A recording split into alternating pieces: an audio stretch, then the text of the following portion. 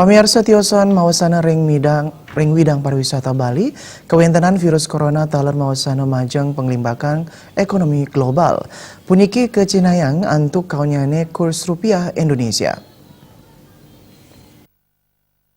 Qatar Kayang kantun mungguh ring zona merah perdagangan tanggal 4 Februari kali dase.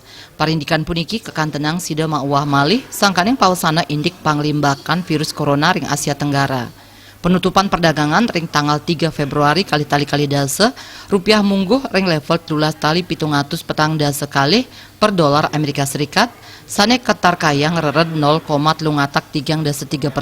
utawi ulung dase 7 poin.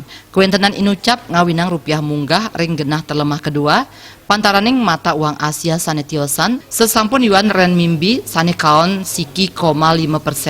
Tiosan punike kirang nyane suku bunga acuan miwah injeksi dana segar ring sistem keuangan sane kelaksanayang oleh Bank Sentral Tiongkok kekantenang nenten dahat mawasana ring pasar.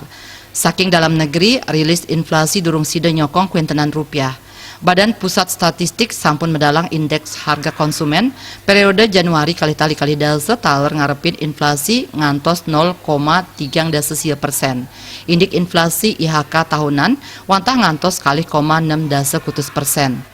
Investasi Bank Indonesia sampun wantu negdagang kuentenan rupiah untuk makudang rahines lantur nyane. Likuiditas dolar Amerika ring pasar spot taler kantun mesaing.